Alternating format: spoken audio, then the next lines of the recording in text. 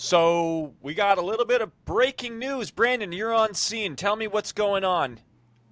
Yeah, hello, Jess. Yeah, it's breaking right now out of Boston. Bregman's signing a 3-year deal with the Sox, according to Chandler Rome of The Athletic. Wow.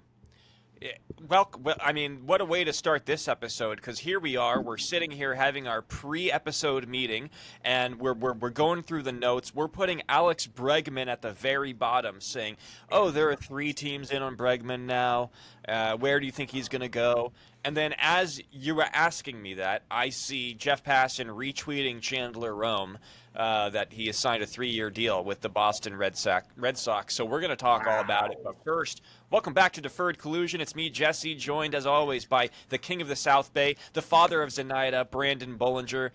Brando, I hope you had a lovely Super Bowl. To all our Dodger fans out there, don't worry. We will be talking about pitchers and catchers reporting. We'll be talking about Kershaw and Kiké coming back. But first, Branden, how was your Super Bowl? How you doing, buddy? Jesse, it was a super bore. Kendrick was a lot of fun. Shouts out to my friend. Don't know him personally, but I feel like we'd get along. I work with people from Manitoba, Canada. They are so mad about that performance. It's fucking hilarious. Was it because he wore all that denim? Calling it like disgusting, that they're just trying to devalue Drake's negotiations with his music agency or whatever. Like, this is the new contract he wants to sign. All this bullshit. Dude, ever since it turned out Shohei wasn't on that plane, it's been tough times for Toronto. My heart goes out to you. I love that city. But Jess, that's not what we're talking about. I know. We're talking about their NL East rival, Boston Red Sox, signing the premier, third baseman. The best available. Other than Yohan Yes, Moncada. can I say premier third baseman if he's signed in almost mid-February? And also didn't get a long-term deal. This is essentially a 1+1+1 because it's 3 years with 2 opt-outs, which means he can opt out after each season before the 3rd year. So he's basically just doing the Boris classic. Yet again, Scott Boris unable to secure a long-term deal for his client unless they are the top tier of the market like Juan Soto. If you're not Juan Soto and you're not Bryce Harper, you're basically not getting the deal that you're probably worth if you're under Scott Boris's umbrella at this point. We could get into that if you want to. That's my first impression. My second impression is, I mean, good for the Red Sox, man. This is a pretty damn good offseason for them, if you ask me. I know that fans were a little upset with their lack of spending for a couple of years, but it kind of feels like this is a perfect deal for them, if I'm being honest. Short, easy, quick. Maybe they'll only have him for 1 year. Maybe they'll have him for all 3. But I feel like this is a pretty damn improved team this offseason. I was telling a Boston buddy of mine that, mark my words, the Red Sox were going to land Soto and go for Snell this year, right? Well, that didn't fucking happen by a long shot. But they worked out a great deal for Alex Bregman. It does feel like maybe Boris didn't come from the strongest negotiating hand. Maybe the only real tool he had in his bag that he could play was like, this guy is so committing to winning, he will cheat for it. There's nothing he won't do to bring home a championship for your city, Alex Bregman. 5'6", Alex Bregman. I believe same height as Altuve. No, I'm just kidding. I'm teasing. Congratulations. I mean, you're not really. I feel like it was the only. He's 6 foot, by the way. I'm not buying that he's 6 foot. Dude, if he's 6 foot, I'm 6 foot. Yeah, I can't 5'11" and a half. Rim of a basketball hoop, dude. That guy is 5'10", bro. That guy is 5'10" tops. I don't know. Whatever. Anyways. He's going to Boston. I think that's where he had the best numbers outside of Minute Maid Park, formerly Minute Maid Park. I think it's now Daikin Park, AC company out of Japan. Hey, watch your language. No, you're probably right. But look, we've talked about this ad nauseum about Bregman, and I still think this is a good deal. I like it for the Red Sox. I think that with the acquisition of Garrett Crochet, Now with Bregman, they can move Rafi Devers over to first base, or even DH potentially. And I think that's just Bregman's an elite defensive third baseman. We know this, but in the years since the Astros cheating scandal broke in 2019, since then we've seen his OPS drop over the past 5 years now. It's gone where in 2019 he had a 1 OPS. Since then, his highest has been 820, 801, 777, 820, 804, 768. Before those seasons, he was in the nines, or in a 1 dot. What do you think changed? Yeah, God, I wonder. I mean, it's kind of surprising that when you know what pitch is coming, that your numbers would increase. But I don't know. It's kind of unfair for Bregman. No, Boston don't think we're being jerks. He is still an elite defender. He's still got. No, they're gonna hate us. Boston fans are gonna fucking hate us when they're watching this video. I actually like the move a lot for them because I think that if you're looking at the AL East landscape, Yankees lose Soto. They obviously replenish. They get Bellinger, and then they go out and they sign Max Fried. They train for Devin Williams. They make moves for supplemental parts. They get Paul Goldschmidt. So they've done what they can to sort of stay on top of the division. Where the Orioles lose Corbin Burns, they're sort of just standing still. Would you say who's the most improved team in this division? Would you say it's the Red Sox at this point? Man, I'm looking at some of the bigger moves. Getting Crochet, signing Chapman. It's tough. It's tough to say if they maybe are better all around. Yeah, but I think they're getting there. I really do. I think maybe you lose a little bit on that top end star power with Soto, or excuse me, not Soto, with Judge over there in New York. But aside from that, like Devers is a beast. Bregman's gonna slide in there really well. I mean, like they said, they picked up Crochet to add to a really formidable pitching staff already. I think it's gonna be a lot tighter in the NL East than we thought. A lot of people were kind of looking that it was going to be AL East, excuse me. Yeah. The Yankees kind of looking down on everybody else. I know that's what some of the projections had too. Baltimore not doing a damn thing and kind of leaving that door open to get past. And honestly, I think this kind of brings up the Red Sox to at least even with the Orioles, if not kind of right there with the Yankees. Maybe I'm over speaking, Jess. What do you think? I don't know. I mean, it's one of those things we have to see it to know for sure. But gun to my head, would I say that they're better than the Orioles right now? I would say that they're right there, unless guys like Adley Rutschman, sort of like takes a step forward, unless Grayson Rodriguez becomes a true ace. Unless Jackson Holiday becomes the star that everybody thought he was going to be, then I'll say the Orioles. I think are just a little bit have a deeper end of the talent pool, simply because Gunnar Henderson is like Bobby Witt Jr. He's a true star, and the Red Sox don't really have that. But when you have Jarren Duran, you have Rafi Devers, Tristan Casas, now you have Bregman. You got Wilmer Ray. I mean, hey, a really nice lineup, dude. Trevor Story can be good, if he's Bregman's healthy. Perfect for that stadium. He's perfect for that fan base. He makes so much sense as a Red Sox to me. Yeah, and I think they're gonna embrace him, and I think he's probably gonna have a monster year, dude. To be perfectly, no pun intended. Let him get one walk off against the Yankees at Fenway, and he's gonna be a fucking hero, dude. Yeah, it'll be fun to see. It'll be fun to see him get that fucking hate in New York, though. But hey, if there's anybody that can handle a little razz, it's Alex Bregman, right? That's a great point. This is actually perfect case scenario because it just adds a little bit of juice that rivalry needed, right? That we haven't really had much of a rivalry other than the Red Sox basically shellacking the Yankees in the wild card game a few years back. We haven't really had much of a rivalry since like the early 2000s. It's been kind of a little bit dead. Maybe 2018 a little bit. Yeah, it was there a little bit in 2018, but I think having Bregman there, a guy that was part of those Astro teams that, were cheated just as much as Yankee fans were. Yeah.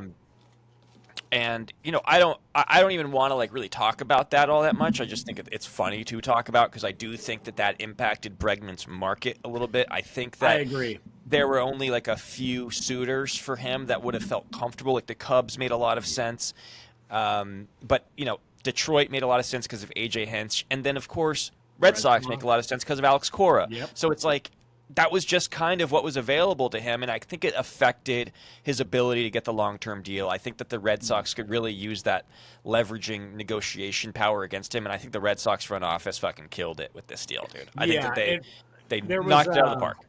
We talked about this a little bit last episode, but Ken Rosenthal had reported on Foul Territory that, quote, MLB owners were bleeding players dry.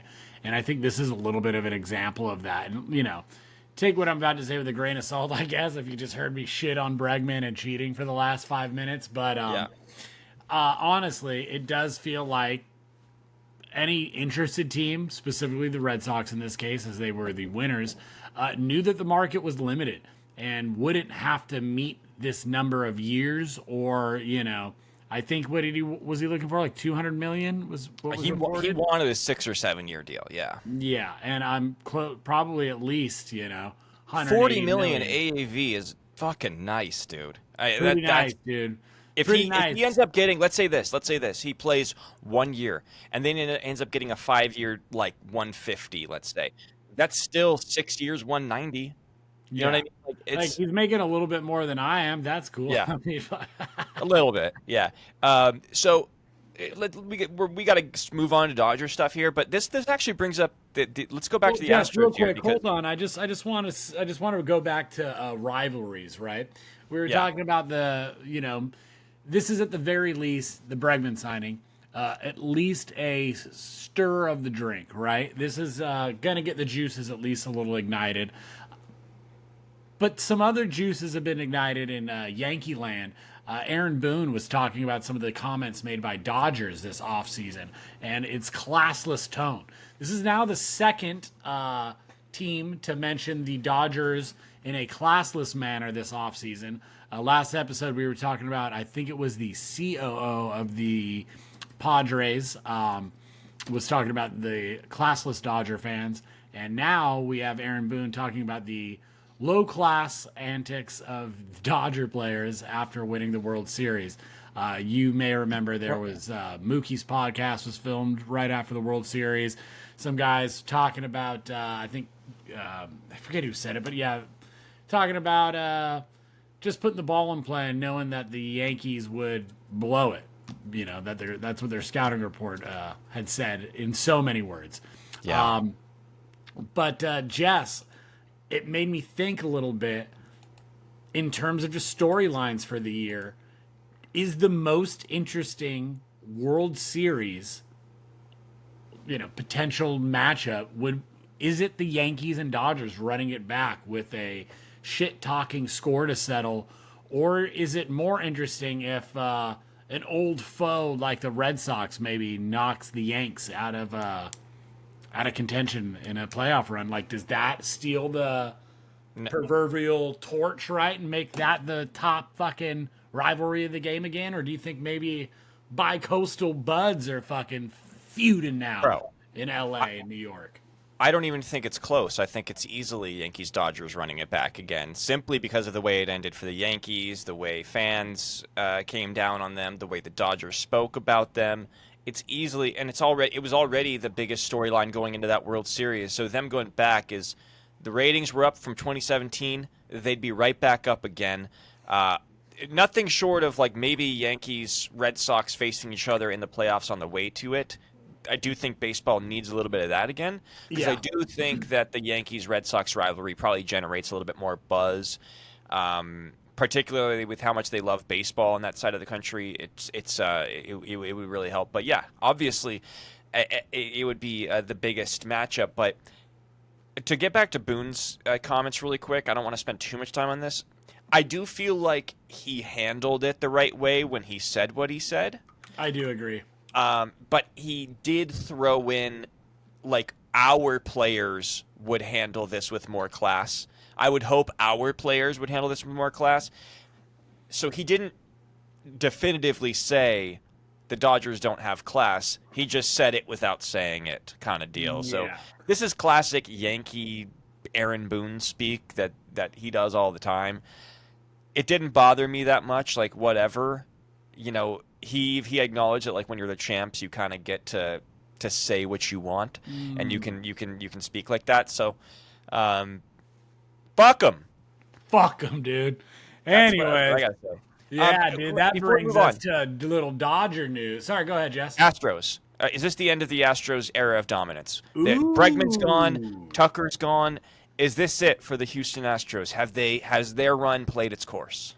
Jesse, I think that you are seeing a plain and clear about face from Astros ownership that they are no longer associated with the, cheating Astros crew. They did the right thing. They still have Altuve.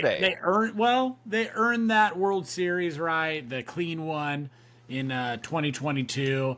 And, they stuck by Altuve. He didn't want the cheating, right? AJ Hinch didn't like it a whole lot, but couldn't do anything to stop it. But, there's rumors Altuve was smashing cameras and stuff. I don't know about in 2018 or 19. But maybe Altuve was the good guy in all of it. So they're just saying, so long, Alex Bregman. Thanks for the chip and the one asterisk. But we got to do a PR overhaul. That's what I think is happening. And we also got to get back to the champs. Otherwise, yes. Yeah. Yes. I just think otherwise, I don't know. It just felt like he didn't matter as much to the Astros in the end as like we all thought. Well, I was a little surprised by that. Bregman? Yeah. Well, they traded for Cam Smith, Isaac Paredes to the Cubs. They traded Kyle Tucker to get 2 third basemen. While Alex Bregman was a free agent. It was pretty obvious to me that Bregman was not coming back to the Astros. But people kept saying that like it was going to happen, but I'm like, where? How? Yeah. What? You know what I mean? Maybe I just kind of got caught up in the moment. Prisoner of the moment, Jess. Maybe it is just a cheaper, more frugal era in Astros. They got their couple chips and they're ready to just relax. And I know I say couple, but it's really one. They still got a good team. They got Jordan. They got Framber. They got Altuve. They still have some good players, but only time will tell. I mean, in that division, you don't need much. I'll put it. Let's say that. That's fair. That's super fair. But the world champion Dodgers have made their return to Camelback Ranch. Pitchers and catchers have reported, and a little bit of breaking news that we got kind of pushed aside here because of the Bregman news. But the GOAT, Clayton Kershaw, is back. He's with the team. He's back on a deal. We don't know how many years. It's probably a 1-year deal, but it's pending a physical. He's going to be added to the 60-day IL, I think. But on top of that, just a day before, while the Super Bowl was on, by the way, like while the Super Bowl was happening, Kiké Hernandez announces his return to the Los Angeles Dodgers. He signs a 1-year, $6.5 million deal. So these are 2 guys that obviously are super important to the team. Kershaw, he's purely like kind of ornamental at this point. Like hopefully he can produce. Hopefully he can really help out. I think he will. But I think he's there for vibes, and to be on the mound in meaningful October games, I think is very important to him, to the Dodgers organization too. And Kiké Hernandez is like just one of those guys who doesn't belong anywhere else. He's an October performer. He could be terrible all year, 650 OPS. You get him into an October lineup, and he's a guy. He's going to give you an 800 OPS, good at bats, clutch hits. You need great defense. You need him on the team. What was your reaction to just both of these guys coming back? Jess, I can keep it pretty simple for you. I just think it was the cherry on top to a perfect offseason by Andrew Friedman and co.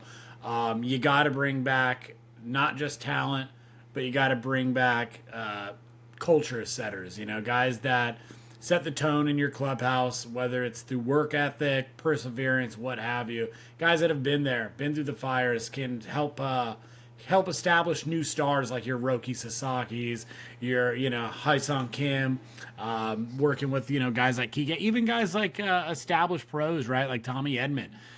There isn't many guys who know more about being a super utility than Chris Taylor and Kiké Hernandez, right? Kiké went balled out for the 21 Red Sox in that one postseason and kind of showed everybody like, hey, this isn't a fluke. This is who I am. I just have this extra gear, Would you like to see it all year? If you could, cool. But if it is just when you need it most, by the way, we'll take that too.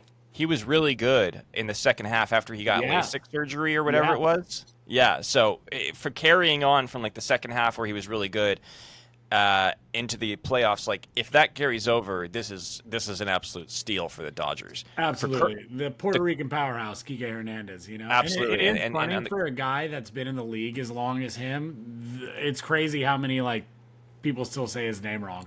It's really fucking funny. Well, they forget the accent over the E, which is a whole other issue. But a pretty big one, dude. But anyway, I'd say it's pretty big oversight. I'm not saying anybody's been shopping on Yeezy.com. Let's just say it's not getting censored on Elon's X anymore. I don't need that, dude. Yeah, Kershaw being back is obviously it's good. It's just good to hear and know because he cannot wear another uniform. This guy cannot wear another uniform. He needs to be a Dodger lifer. And if he thinks that he has anything left in the tank, the Dodgers have to keep bringing him back as long as he does. And I think that if Clayton Kershaw is on the mound in a World Series game this year, and he meaningfully contributes in some way, whether it's out of the pen, even if it's just like 3 innings, like 2 earned runs, like whatever it is, if the Dodgers win the World Series, Clayton Kershaw will retire after this season. I just believe he needs to be a part of a non-COVID true World Series championship, and I think that he really feels it because I'm not one of the people that rules that championship out. I just know that for somebody like Kershaw, it means something to him because he feels like something's been stolen from him in some way. He feels like he's been wronged, and I think that he obviously has failed in key moments, but he's also been wronged in other moments, and he deserves to have his day in the sun. And to be on the mound for the final out potentially. I hope that we're up by 9 runs if Kershaw's coming out for the final out, but still, I would welcome it. So I'm just happy to have him back because I don't know what role he's going to play because pitchers and catchers reported yesterday, and my lord, Brandon, where does Clayton Kershaw even fit into all of this? Because holy shit, man. Shit. There is a murderer's row of pitching talent out there. And before I jump into that, I just do want to give Kersh his flowers. A mere 30-something strikeouts away from 3,000. I think there's 2 active pitchers with more, Justin Verlander and Max Scherzer. 2 other guys that might be on their last ride through the bigs this year. So could be a serious changing of the guards this year. We'll keep an eye on that all season. But Kershaw, the league is better with you in it. Love to see it. Hope to see you get some major milestones and another ring this year. But that's just one boy who loves his left-handed pitcher. You know what I mean? Anyways, Jess, all's well that ends well in an off season. I'm feeling pretty good about it. But Yamamoto, Sasaki, Glass now. Dustin May, they announced that he's got no restrictions. He's Blake coming out full steam. Yeah, Blake Snell. We got Gonsolin, Bobby Miller. I mean, dude, I haven't even started talking about fucking relievers, dude. From Tanner Scott to Blake Trinan, Alex Vesey, and everybody in between. The only little dings on that list, Michael Kopech and Evan Phillips are a little bit behind on their rehab program, so they're going to start the year on the IL, I believe, Jess. Yeah. So that's a bummer.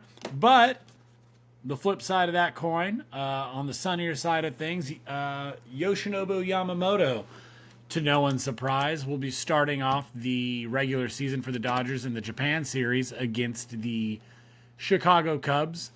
Craig Counsell was asked if Shota Imanaga is going to be pitching in the Tokyo series, and he laughingly said, like, "Yeah, I think it's like mandated."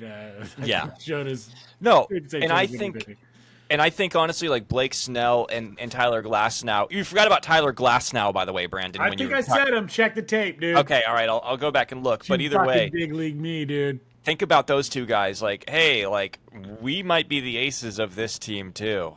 But they wouldn't even in a million years say that they deserve to start those Japan games over Yamamoto, who's pitching game 1. But they also announced Roki Sasaki will pitch game 2 in the Japan series, which is just fucking awesome. I just think it's so cool. I wish it was Shohei, but this is just the Dodgers acknowledging the Japanese market and extending their arms to the Japanese fans and saying, like, this is the Dodgers are Japan's team, you know, and we're not going to fly all the way to Japan and not put out our Japanese pitchers there for you. Like, even if Yamamoto was like our 6th best pitcher, they would still have him open the series in Japan. They still would do it. So because it's just that important for the Dodgers to maintain this presence over there and to continue growing the game over there, and for them to continue just hoard all of the top tier talent away from all the other teams. Dude, think about that moment of Sasaki, Ohtani, Yamamoto, and honestly to be honest, you know, Yamamoto or Imanaga for him as well, but to step out on that field for the first time, like representing a team from America, LA, Chicago, and you're in the biggest city in your country, in Tokyo, and you're like, wow, we made it. You know, like we're representing our country, and we're getting to show out at home right now. Like, that's going to be a special moment for those guys forever. I'm super stoked to watch it. I just wish I could go. But I looked at tickets. It's fucking obscene. There's no chance in hell. Trust me, my wife already like looked at it for like a Christmas present for me, and she was like, "Honey, I love you, but I don't love you that much." You know? I get it, dude. Yeah, I don't love myself that much to afford that. No, I'm just kidding, dude. I'm just broke. I just couldn't do it. But you know, on that note though, so Sasaki and Snell, kind of surreal. They threw a bullpen session today, and they were throwing right next to each other, the two new guys.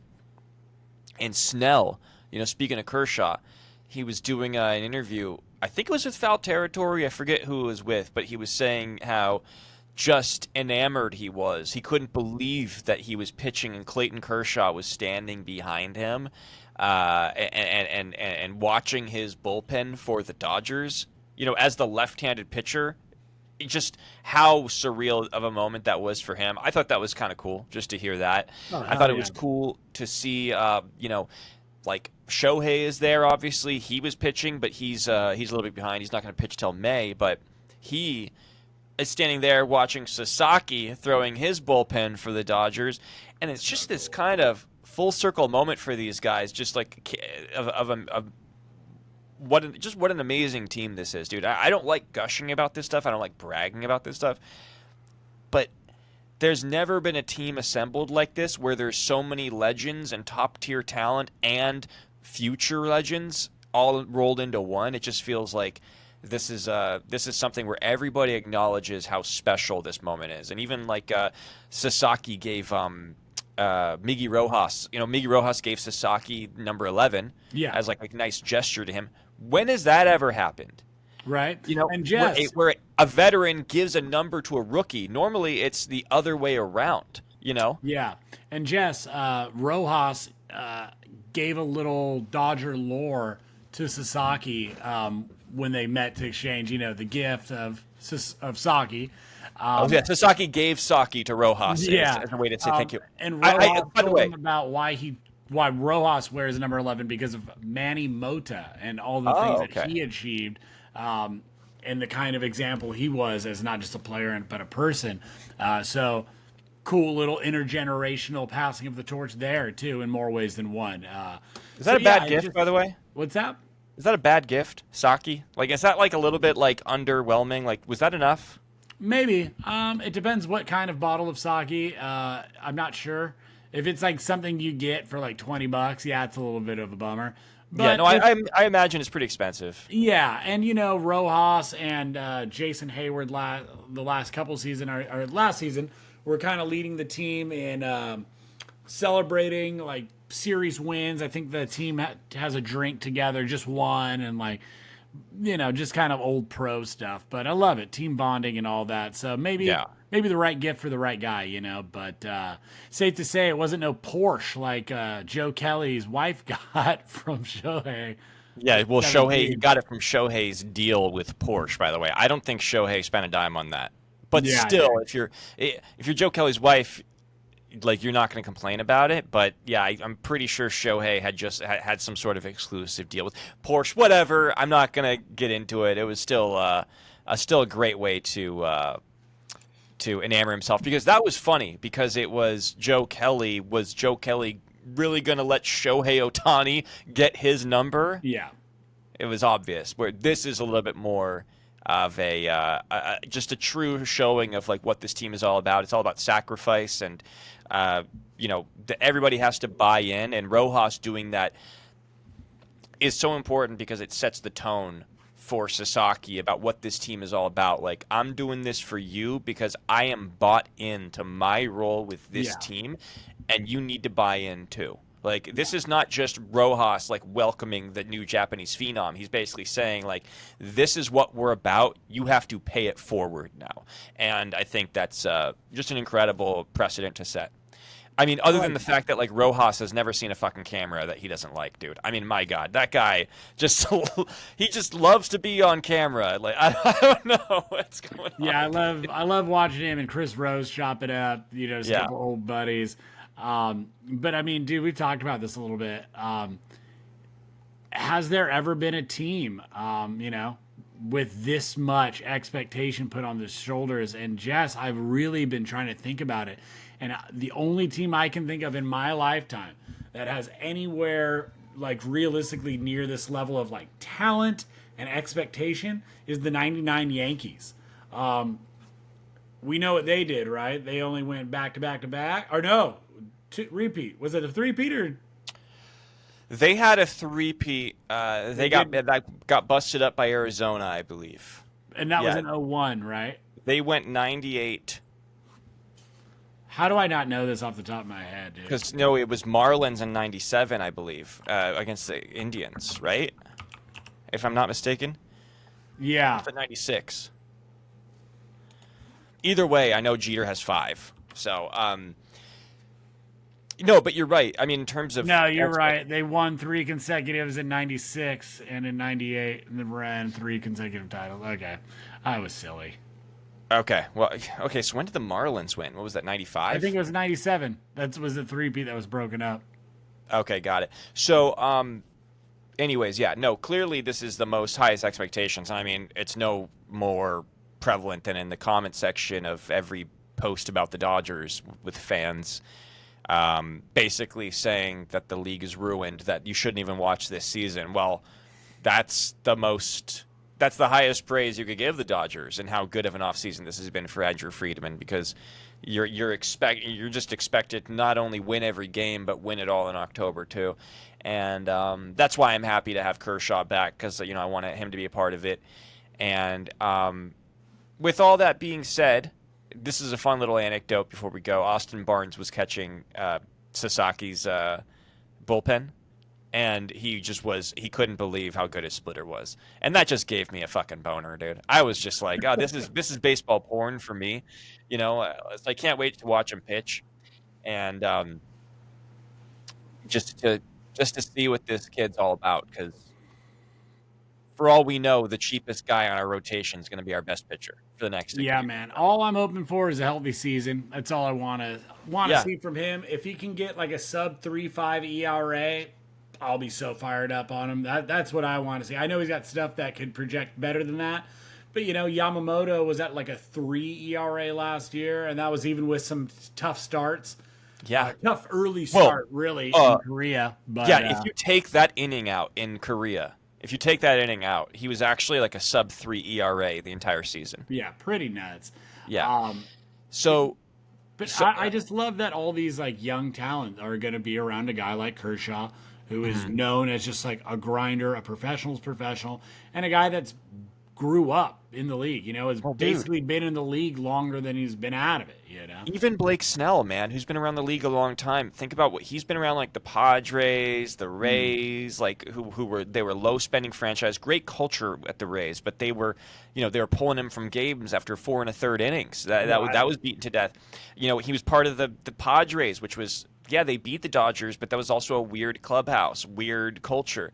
Now he's going to be there with like legends, actual legends of the game. I think it's going to help a guy like Blake Snell too. Even though you might think, well, he's a veteran. I think it helps him just as much as it helps a young kid. We got a couple more topics here, but you brought this up to me. I wasn't aware that this was a story. The Ohtani rule is being brought back up. Did MLB essentially just sneak in a rule change for the Dodgers? Because it seems like that's what people are implying. There's an article written by a New York Post writer. I apologize. I forgot his name, but he seems to be implying that the league just like implemented a rule change from out from under the feet of everybody, just in the dead of night, that the Dodgers are going to be able to utilize Shohei as a two-way player next year, even though he didn't fit the qualifications as set in the rules. So what I mean by that, or maybe you can explain it better than I could. Just to my understanding, basically was that the rule, as previously stated, was that if a player pitched and hit a certain minimum of pitched a certain minimum of innings and had a certain minimum of at-bats, that qualified them as a two-way player. And if they'd done that the season previous, then they could be on the players list, whatever, listed as a two-way player, so they as don't a pitcher and a hitter. Exactly, so that they don't just take up a single spot. Right? So I have it here. You have to have 20 innings in the previous 20 innings pitched in the previous season, as well as 20 games. As a hitter, whether that's DH or playing a position, you have to have the 20 and 20 rule. And Shohei obviously did not pitch last year, but he did pitch the previous season. And so now the rule states the previous 2 seasons. Yeah. This is literally the Shohei Ohtani rule. So the league is just basically saying, well, we're kind of making this up as we go here because we only have one Shohei Ohtani. We're never going to have another, most likely. So we can't just like say that you don't use Shohei Ohtani as a pitcher this year. You have to give him two-way qualifications. I think where it hurts the Dodgers, I could be wrong, but I think this means that they are able to keep Shohei in the game as the DH after they pull him from the game. So I think that's what the rule is. I could be wrong, but I think that's why this is important. Because if he didn't qualify, that would mean when he pitches, he would have to leave the game.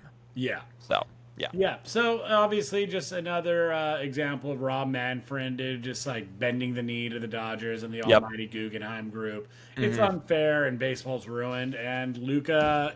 I basically injured AD with bad vibes.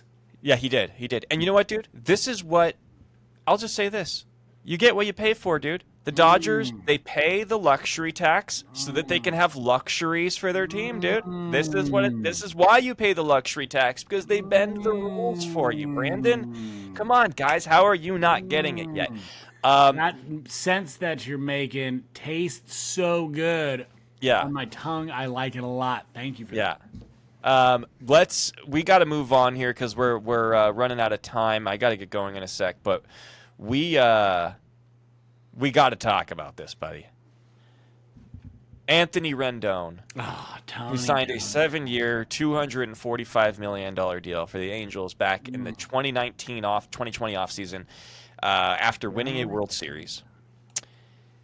Has played an average of 50 games a season, has been just in and out of the injured list, has been quoted with some beauties over the past couple of years, implying that he doesn't love the game of baseball, that he doesn't care, that he cares more about family stuff than the game, and getting into it with fans who are talking shit to him. Just a whole saga of events.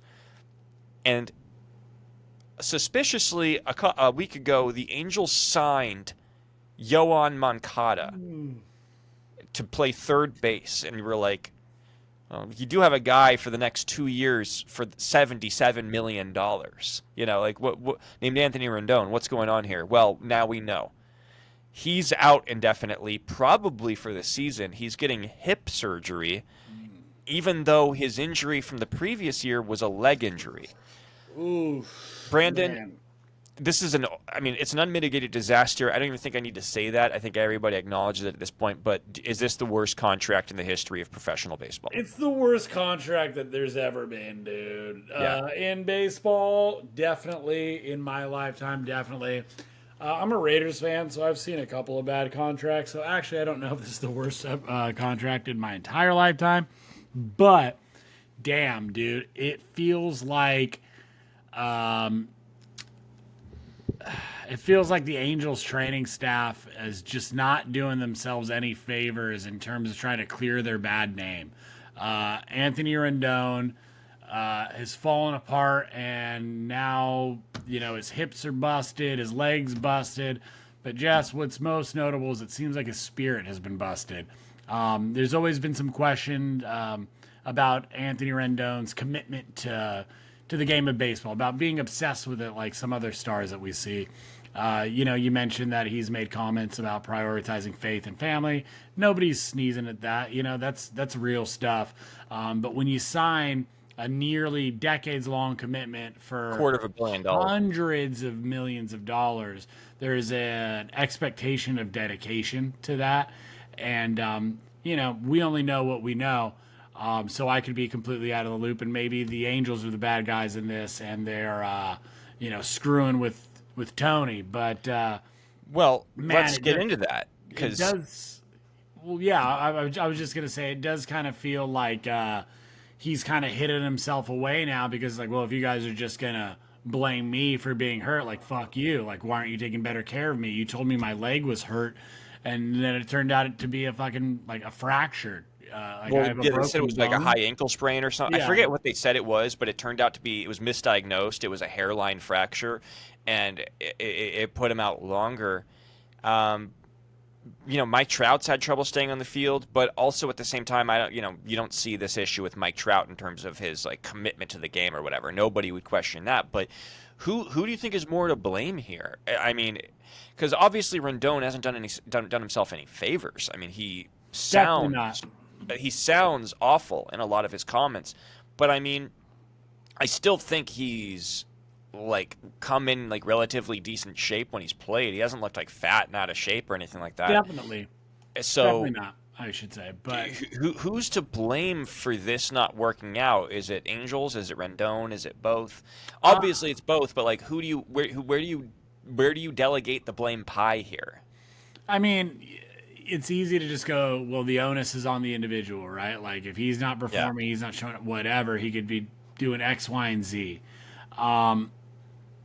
But I feel like, you do your medicals, you do all this due diligence before you sign a guy, and there were other teams that saw red flags.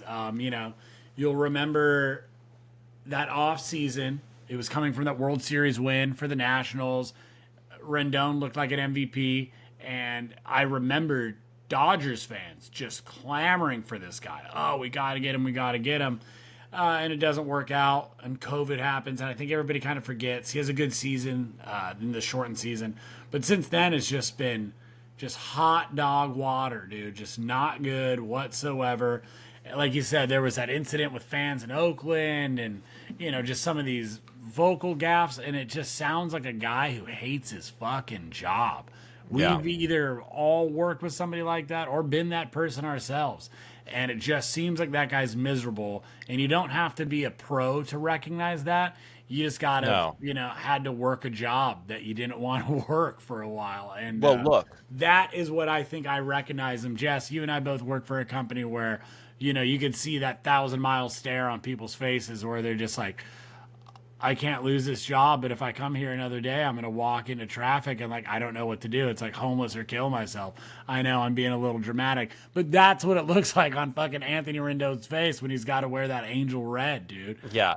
Well, dude, I mean, like, here's the thing. I don't actually blame Anthony Rendon for feeling that way, because if you're a guy that signed this big contract to play with Mike Trout, Shohei Ohtani, you're having trouble staying healthy. The 2020 season happens where he was actually pretty solid. He was actually pretty good in that year. It was a shortened season. The Angels sucked. And is that Rendon's fault? The Angels sucked. I mean, he held up his end of the bargain. Yeah. I mean, you look at a team like the Braves losing Ronald Acuna Jr. twice, making the playoffs both times. And Rendon is no Ronald Acuna Jr., So from his standpoint, he's like, you're not holding up your end of the bargain of supplementing the team, drafting well, putting a competitive product together, and then here I am getting injured, and around me, not only is the team sucking, but you can't keep Trout healthy, you can't keep Ohtani, you're kind of you can't draft and develop, you can't build a pitching staff, and so from Rendon's standpoint, I'm not saying this is professional. I'm not saying this is the right way to think. I'm just saying I can understand not wanting to come to work under those circumstances, because if I worked for a company that was paying me well, but the company sucked, but I was guaranteed to continue getting paid, I might fucking phone it in too, dude. You know what I mean? Yeah, it's dude. I'm set. I won the World Series. I got paid. I have nothing. I know that it feels like he has something to prove for the Angels, and he does. He owes them. He owes the fans more than anything, but he owes them for paying him. But they have to, reciprocate it in some way. And you fucked up his medicals. He feels probably a little bit betrayed. It seems like this is a relationship that just needs to be over, and the fact that the Angels are kind of just done with it, and Rendon is done with them, and there's still 2 years left. This is pretty much over, and I think there's a chance that Anthony Rendon has played his last game in an Angels uniform. What do you think?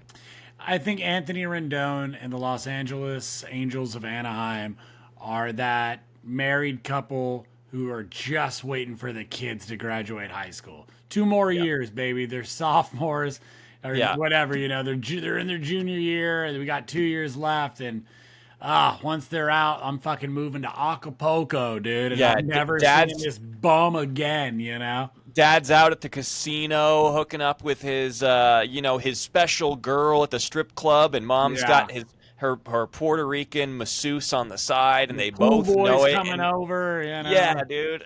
They both know it, and neither one of them cares. It's it's already set in stone and agreed upon. It's an open secret. But I mean, Jess, the last thing I'll say about Tony, and it's just a question I'll kick back to you, but is there anything Rendon can do in his final year that can help lessen the sting of this monumental failure of a contract? No. I mean, they're not, unless they make the playoffs and he plays a full season and plays a meaningful part of it, no. Because it's already such a failure. Like I saw another podcast mention the Steven Strasburg contract as one of the worst contracts ever, because he essentially never pitched on that contract. But that contract was from the Nationals, who he won a World Series with, and was drafted by. And he was rewarded by the team, essentially, after having one of the best postseason performances of all time.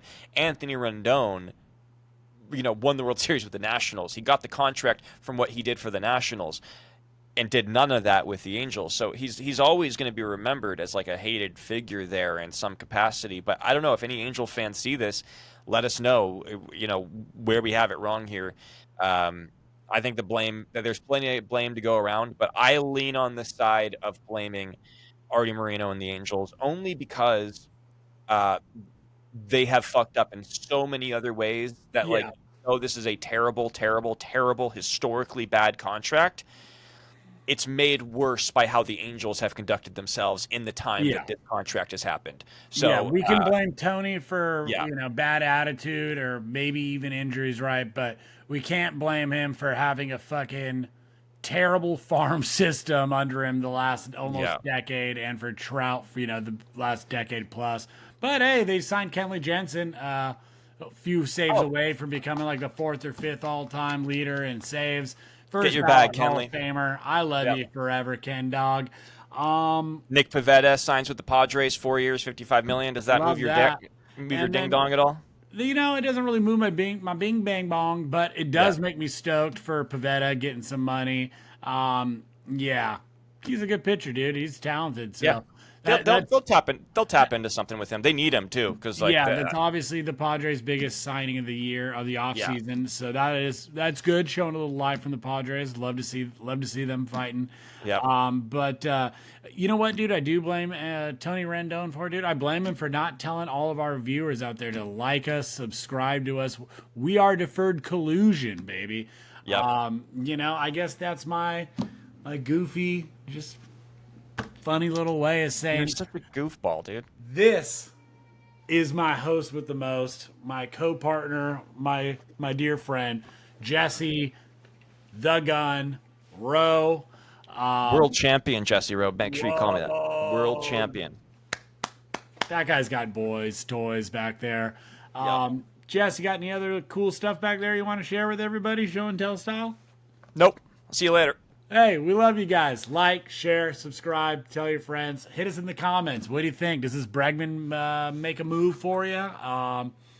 Astros dead in the water? Is this the end of an era? Who knows, dude? And shouts out to all our Mets fans hitting us up, dude, telling us how much the Dodgers Yeah. dude. Love you, Mets fans. Love you guys, dude. Jess, this has been a blast. Thanks for seeing me on short notice, Pa. Yeah, dude, this is a long one, but I like doing these. We're gonna have to do more midweek episodes. Like, obviously during the season it'll be better, but Yeah, dude.